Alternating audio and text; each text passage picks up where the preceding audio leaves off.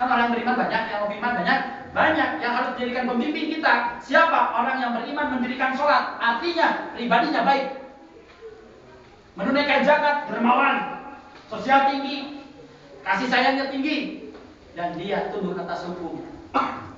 Karena ada tekau di suatu duit gede, haram gak jadi halal.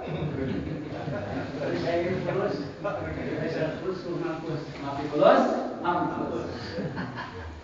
Hadirin Iwan Bidin rahimahullah, yang terakhir oleh-oleh di Isra Mi'raj itu adalah sholat. Atau saya mengucap satu kali itu sama mana? Makan bercangkil pada mata gelap, berenang menjaga makan. Nah, Abi baru karena tadi sampai jam 11 ini.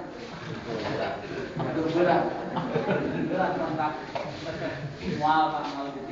Ini asal rugi ngaji di latek.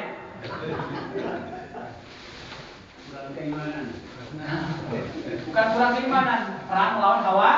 Mulai berantai capek, nyala aja. Capek mana yang ngomong dengan yang mendengarkan? Wah, salah. Capek yang mendengarkan. Kenapa? Karena yang berbicara mah fisik, kalau yang mendengarkan hati. Capek hati tadi nyong aing dia datang ke tempat satu era buta tanah. Sebenarnya satu sekali era zaman aing tadi lah aduh. Keperangkap pun cuma di luar untung sama di luar. Cuma di luar rugi aing di luar. Ayo kita bisa. Malaya di Maturin Indonesia, provinsi, kabupaten, kecamatan.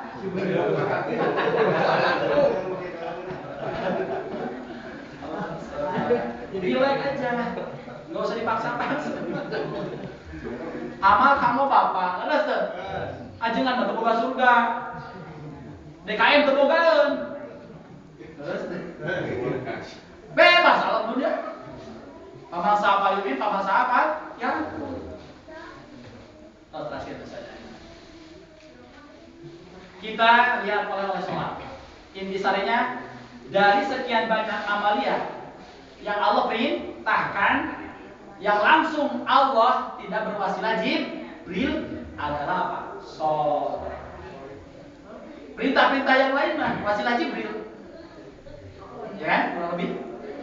Kalau yang bisa pahami, yang langsung dari Allah ini langsung dari Allah, yaitu sholat. Kenapa? Tatkala Isra Mi'raj dikawal sama malaikat Jibril sampai Sidratul Muntaha.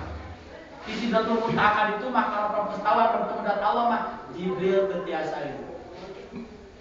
Karena ini bukan makomku, ini adalah makom Tuhan, katanya gitu. Jadi tatkala Rasul menemui zat Allah tidak disertai malaikat Jibril, sendirian. Disitulah Allah memandatkan sholat. Awalnya 50 waktu, turun ke langit ke-6, bertemu dengan Nabi Musa. Kata Nabi Musa dikritik, Muhammad apa oleh-olehnya? Saya disuruh sholat 50 waktu. Waduh berat Muhammad. Umatku saja yang besar, tinggi, kuat, lemah. Ayo, apalagi umat kamu, kecil lagi, lemah lagi. Udah balik lagi, minta dikurangi sama Allah. Rasul menghadap lagi, sujud lagi, memohon lagi, dikurangi 5. Datang lagi ke Nabi Musa, kurang, minta lagi. Kurang sampai 9. 9 kali 5 berapa? 45. Nah ini sisa 5 waktu. Tapi 5 waktu dikerjakan, fadilahnya terutamanya sama dengan 50 waktu. Itu hadiah dari Allah Subhanahu. Masih diprotes sama Nabi Musa. Dan Nabi Musa salah satu nabi yang karakternya seperti itu. Kalau dia marah, bulu tubuhnya itu seperti jarum. Kalau dia pakai baju yang dari kulit, 3 lapis itu tembus semuanya. Jadi kalau lagi marah, kayak landak. Sekali pukul mati. Tuh Nabi Musa. Kenapa? Karena umatnya pun seperti itu karakternya. Jadi setiap nabi itu diturunkan sebagaimana karakter umatnya. Kalau sekarang mah zaman teknologi, kalau sekarang mah zaman keilmuan, maka utusan Allah para ulama pun harus menguasai itu. Kalau ketinggalan ya udah susah. Kalau ustaz nggak tahu SMS acan, liar tuh. Harus benar. Anak saya Mas Soleh di rumah saja terus main bebek. Bukan internet di kamar. Pas aya bapakna kenal neng, ngapalkeun pinahkeun ieu na deui. Karena ieu geus pinahkeun deui kan gitu. Soleh no. Nah itulah kalau kita tidak tahu no. Next lanjut. Salat bahasanya. Dasar pondasi salat adalah sabar. Wasta'inu bisabri wassalah. Jadi kita bisa salat kalau sabar. Kita bisa zakat kalau sabar. Kita bisa puasa kalau sabar. Inti pondasi mengamalkan perintah Allah adalah sabar. Tatkala kita sabar menunaikan kewajiban, derajatnya 300. Tatkala kita sabar menunaikan sunnah, derajatnya 600. Beda. Kenapa? Kalau melaksanakan kewajiban mah diancam. Ada ancaman, betul nggak? Awas kalau tidak, jadi kan takut. Jadi mengerjakannya atas dasar ketakutan. Tapi kalau sunnah mah tidak ada ancaman, berarti geus hidung. Tahu? Sidang sampai ini. Naik lanjut. Lalu kita sabar menerima musibah 900 derajat. Tatkala kita ridho menerima musibah, istofainahu menjadi kekasih Allah. Lihat Nabi Ayub, borok sekujur tubuh aya bilatungan, badanna terpantai nyanak wadah, bilatungan tadi dicanakan. Bilatung, anjeun, kalau ada najis, kalau arek salat. Gitu kan? Sesudah sholat, sudah menghadap Allah, bila tuh masuk ke tempat manis kok tahan. Cerita di tempat begitu. Kenapa? Karena Nabi Ayub saking tauhid. Walaupun dibuang, walaupun diobati, kalau Allah belum menentukan, tetap aja. Gitu. Itu tauhid dan high class. Jadi ridho menerima musibah menjadi kekasih. Jadi lamun hayang jadi kekasih Allah, ciri kekasih Allah ridho menerima musibah. Subhanallah. Udah malengit duit wae stres. Leungit pamajikan, alhamdulillah kami deui.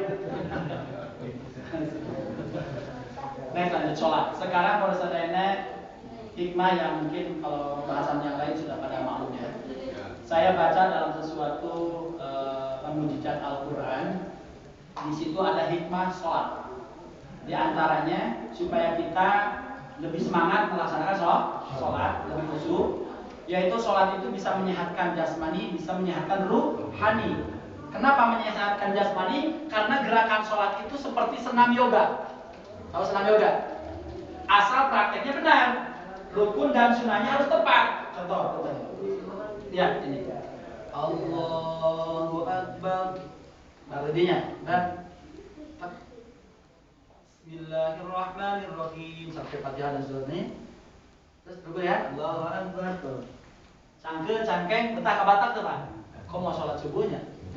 Tuh betah, bismillahirrahmanirrahim. Sholatnya yang benar, Allah. Rasain itu seperti senam yoga. Apalagi tumaninanya harus tepat. Bahkan hikmah dalam sholat, tatkala kita sujud, posisi pantat di atas, kepala di bawah, dan posisi jantung pun lebih atas daripada kepala. Sementara jantung itu memompa darah. Jadi memompa darah untuk darah beredar apa? Jantung. Maka secara otomatis darah akan senantiasa normal nyalur karena otak.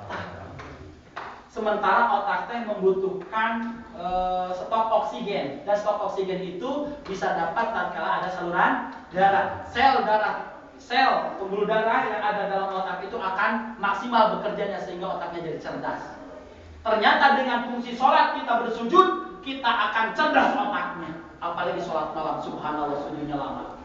Tatkala kita sendirian beserta keluarga, Allahu Akbar. Pagi hari, betul tidak? Udara segar, rahmat Allah turunkan, curahkan. Kita bersujud, otak kita cerdas, maka kita akan gampang menerima kebenaran. Amin ya rabbal alamin. Karena hal itu tidak akan akan bisa kecuali waktu sholat. Jadi Pak, posisi sholat itu tepat. Jadi si otak itu bisa nerima saluran darah dan suplaian oksigen kecuali tatkala sujud. Sehingga profesor dari Amerika itu dia masuk Islam. Sesudah dia masuk Islam, berbondong-bondonglah orang masuk Islam karena penemuan itu, subhanallah. Ayo urang sholatnya kaburangan. Sholatnya sedang selungrang. Betul tidak Pak? Jadi kabur ke kantor. Akhirnya